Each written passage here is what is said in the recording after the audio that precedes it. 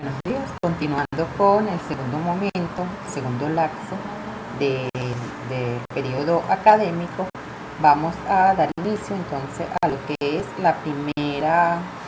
el primer objetivo, el primer tema a ser evaluado en este segundo momento. Estamos hablando entonces de la segunda unidad, los seres vivientes. El objetivo 1 se relaciona con las plantas y el transporte de agua y nutrientes. Como han podido observar, se les subió la planificación de las actividades que vamos a hacer para esta primera evaluación.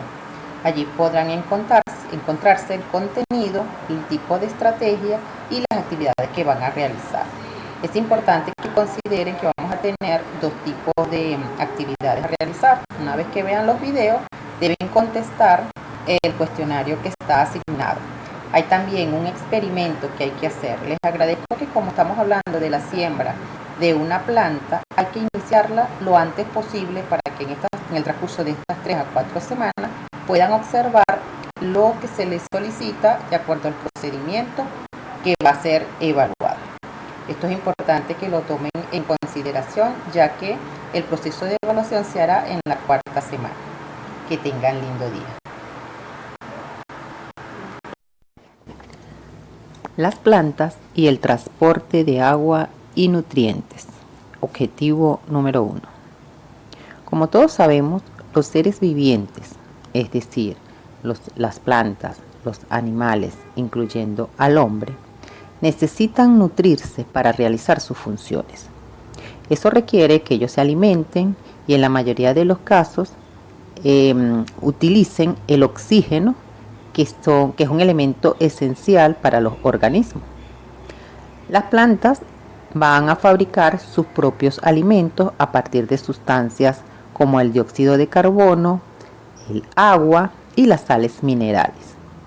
Ellos aprovechan la energía lumínica que captan del sol y por esta razón las plantas son organismos autótrofos, es decir, ellos producen sus propios alimentos.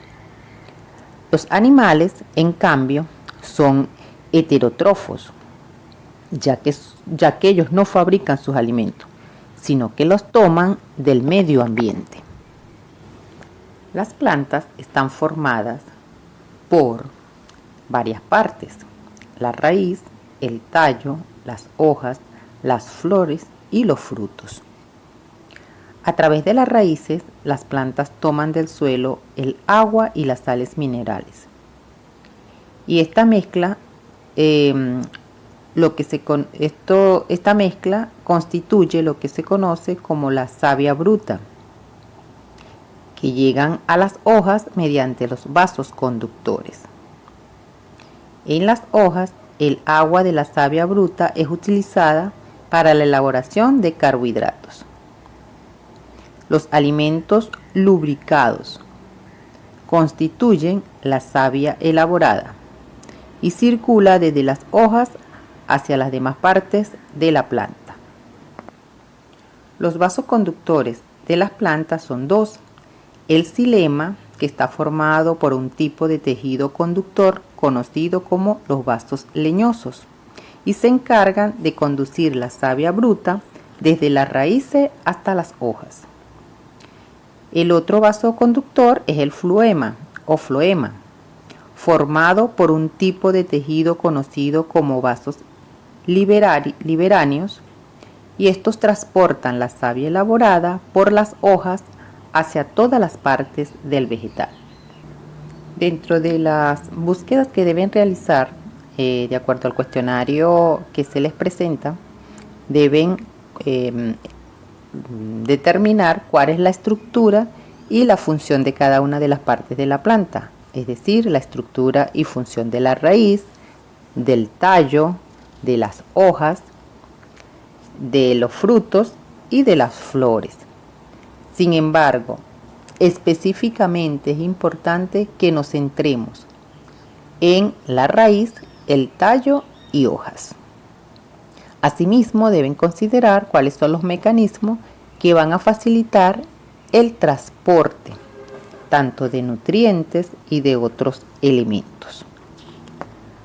Dentro de esos mecanismos de transportes que generalmente se hacen a través del xilema, están los conocidos como la ósmosis, deben definirla, la capilaridad, hay que definirla, y la transpiración. Para finalizar, es importante conocer la relación que hay de las plantas con el medio ambiente. Es importante que sepamos que gracias a la presencia de estos seres vivos, los humanos básicamente pueden vivir, ya que ellos son los que mayormente proporcionan oxígeno a la atmósfera. Igualmente se intercambian dióxido de carbono que están presentes en el aire, en el agua y en los minerales disueltos en el suelo. Un dato bastante curioso es saber cómo sobreviven las plantas en medios adversos. Pues ustedes saben que hay diferentes cambios en el planeta o básicamente en la estructura del clima como tal, en donde hay periodos de lluvia y hay periodos también de sequía. Las plantas tienen un mecanismo que les permiten adaptarse a diversas situaciones y poder seguir subsistiendo en su hábitat. Es el caso, por ejemplo, del cactus, que como ustedes saben, en la mayoría de los suelos que se presentan son en suelos secos, en donde no hay suficiente agua. Y sin embargo, ellos tienen su propio almacenamiento y pueden sobrevivir para adaptarse a esa situación ambiental.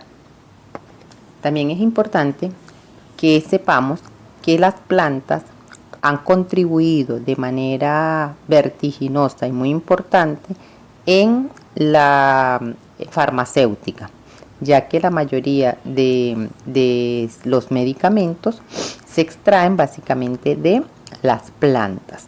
Entre ellas tenemos plantas medicinales que han contribuido a la cura de enfermedades, tales como la manzanilla, el tilo, el llantén y otras.